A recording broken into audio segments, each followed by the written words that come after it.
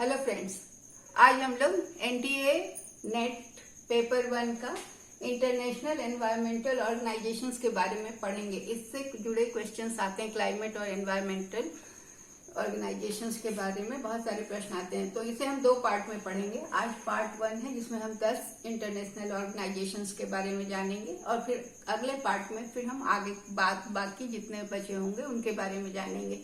तो हम शुरू करते हैं। पहला है world wide fund for nature, WWF।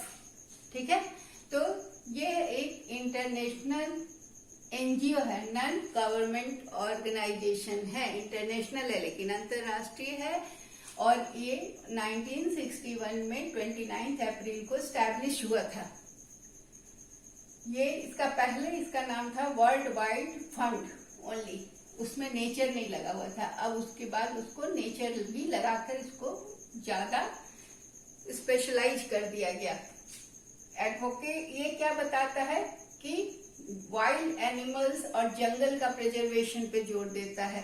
AIIMS to reduce impacts of humans on the environment, मनुष्य का एनवायरमेंट पर जो प्रभाव पड़ रहा है और जो उससे एनवायरमेंट को नुकसान हो रहा है उसको रोकने के लिए ये संस्था है।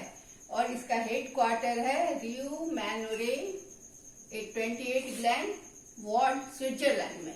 तो आपको स्विट्जरलैंड याद रखना है कि कहाँ है, और ये जगह वार्ड स्विट्जरलैंड में इसका ऑफिस है। ये 1961 में स्टैब्लिश हुआ था 29 अप्रैल को। पहले इसका नाम था WWF ओनली, बाद में इसके साथ नेचर जोड़ा गया। और इसमें क्या है कि ह्यूमन का जो एनवायरमेंट पर इफेक्ट है और जो नेचर को वो नुकसान कर रहा है उसको रोकना। दूसरा है international union for conservation of nature, ये IUCN, international union for conservation of nature. Nature को बचाने के लिए इंटरनेशनल यूनियन है।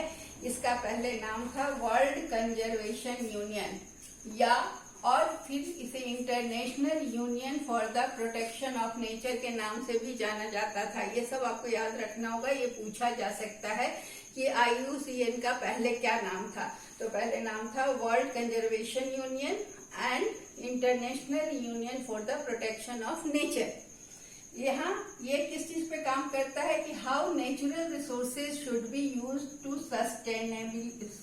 सस्टेनेबली, मतलब नेचर का जो रिसोर्स है उसको हम उसका सस्टेनेबल यूज कैसे कर सकते हैं। सस्टेनेबल का मतलब सतत, मतलब इस जेनरेशन में तो जो हम यूज कर रहे हैं वो तो कर ही रहे हैं, लेकिन इस तरह से इसका यूज किया जाए, नेचुरल रिसोर्सेज का जुडिशियस यूज किया जाए कि आने वाले फ्यूचर जेनरेशन के लिए भी ये बचा रहे। मतलब इसका वेस्टेज कम से कम हो, तभी ये सतत होगा, सस्टेनेबल होगा। ये 1948 में इसकी स्थापना हुई थी। इसका हेड क्वार्टर है वही ग्लैंड, स्विट्जरलैंड। ठीक है, तो ये दोनों का ऑफिस हमने देखा कि स्विट्जरलैंड में है। तीसरा है inter governmental panel for climate change, जिसको IPCC के नाम से भी जाना जाता है। इसका फुल फॉर्म भी पूछा जा सकता है। तो inter governmental panel for climate change IPCC, जिसकी स्थापना 1988 में हुई थी। इसका हेडक्वार्टर जेनेवा में भी है और स्विट्जरलैंड में भी है। ये यूनाइटेड नेशन का एक पार्ट है। इसका कंट्रीब्यूशन क्या है कि ये क्या स्टडी करता है, ये studies contribution of humans towards the climate change. Climate change में मनुष्य का क्या योगदान है, या क्या उस मनुष्य के किन कार्यों की वजह से क्लाइमेट चेंज बढ़ता चला जा रहा है। तो जिसमें बहुत सारे कारण आते हैं जिन पर ये रिसर्च कर रहा है। Touches the risk and causes of human induced climate change. ये जो है IPCC जो है ना, सो ह्यूमन इंड्यूस्ड, मानव के द्वारा जो क्लाइमेट चेंज हो रहा है उस पर ध्यान देता है। अगला है चौथा number United Nations Environment Programme, UNEP।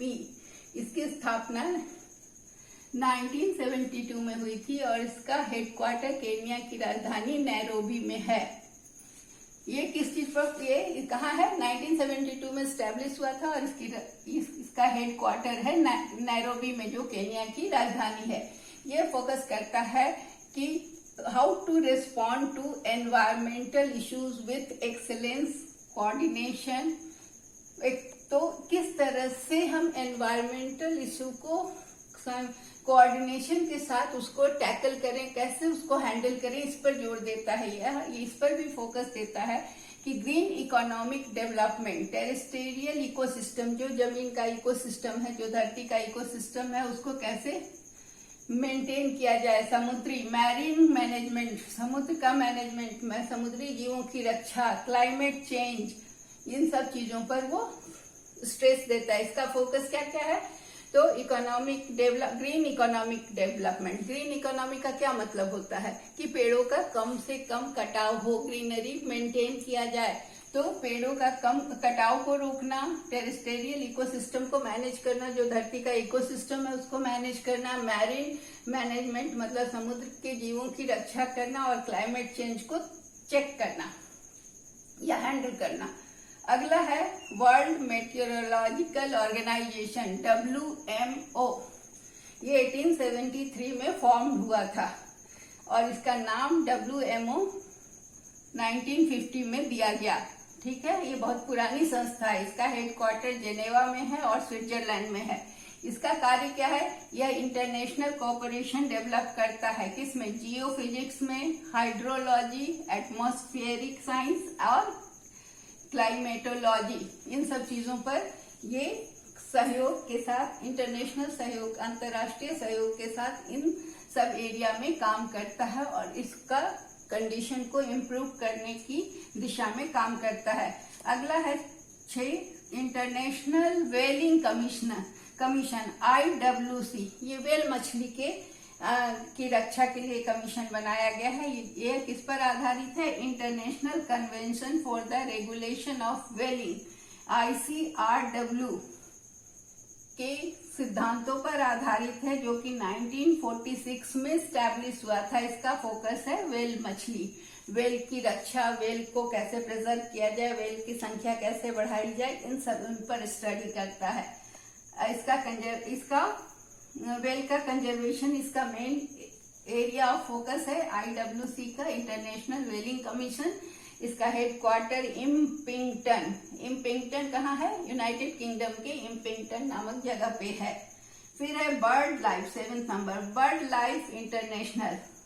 अब यहाँ चिड़िया, बर्ड्स के प्रजाति और जाति पर जो एक्सटिंक्ट हो रहे हैं बर्ड्स, उन पर ध्यान देने के लिए इसकी स्थापना हुई। ये बहुत पुरानी संस्था ये भी है, 1922 में इसकी स्थापना हुई। और ये जो बर्ड लुप्त हो रहे हैं, जो बर्ड की प्रजाति विलुप्त हो रही है, जो एक्सटिंक्ट हो रही है, उनको रोकना, उसके लिए कार्य करना इसका काम है। और इसका ये भी कार्य है कि identify and safeguard the essential sites for birds जहाँ रहती हैं उस एरिया को सेव करना और उनके लिए सेफ साइट्स और एसेंशियल साइट्स को बचाना, प्रिजर्व करना और बर्ड्स को सुरक्षा प्रदान करना। इसका हेडक्वार्टर कैम्ब्रिज में है, यूनाइटेड किंगडम के कैम्ब्रिज में। ठीक, 8th नंबर पे है हमारा। नंबर का कोई सीक्वेंस नहीं है, इसलिए नंबर को सीक्वेंस वाइज नहीं जानना है, बस हमें सारी संस्थाओं का नाम जानना है और इनका काम क्या है। Convention on international trade in endangered species of wild fauna and flora.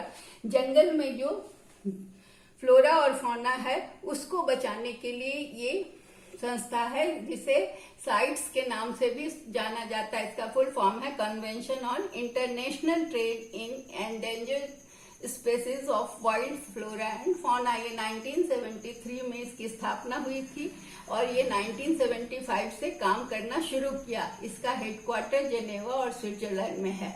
इसका तो नाम से ही पता चल रहा है कि इसका कार्य क्या है, तो ये जंगल के फ्लोरा और फौना की रक्षा करता है। अगला है South Asia wildlife enforcement network, सावेन, South Asia wildlife enforcement network. इसका हेडक्वार्टर काठमांडू में है, नेपाल के काठमांडू में है। और इसमें कौन कौन से साउथ एशियन कंट्रीज इंक्लूडेड है? साउथ एशिया का है तो इसमें श्रीलंका, पाकिस्तान, नेपाल, मालदीव्स, इंडिया, भूटान, बांग्लादेश और अफगानिस्तान। ये लोग मिलकर क्या करते हैं कि अपने एरिया के, अपने रीजन के फ्लोरा एंड फौना को प्रिजर्व करते हैं। फ्लोरा और फौना, तो फ्लोरा क्या हो गया, ये प्लांट हो गया, और फौना हो गया एनिमल्स। तो अपनी रीजन के ये प्लांट और एनिमल्स की रक्षा करते हैं, उनको प्रिजर्व करते हैं, उनको विलुप्त होने से बचाते हैं।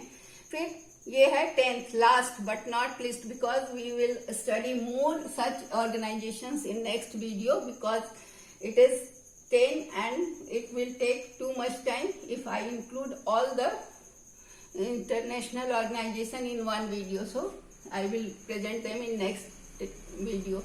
Scientific Committee on Antarctic Research, ये बहुत important है, SCAR। इसमें क्या है, ये साइंटिफिक कमिटी का इसका शॉर्ट फॉर्म में है SCAR, जो कि अंटार्कटिक रिसर्च पे काम करता है। इसकी स्थापना 1958 में हुई थी। यह एक इंटरनेशनल साइंस काउंसिल है। इसका फोकस है अंटार्कटिका रीजन पे। इसकी रेस्पॉन्सिबिलिटी क्या है, तो to initiate, develop and international science research efforts in this region. Antarctica region में साइंटिफिक रिसर्च को शुरू करना, डेवलप करना, और उस रीजन में रिसर्च के एफर्ट्स का और इस एवेन्यूज को खोजना। It has science groups in charge of scientific work.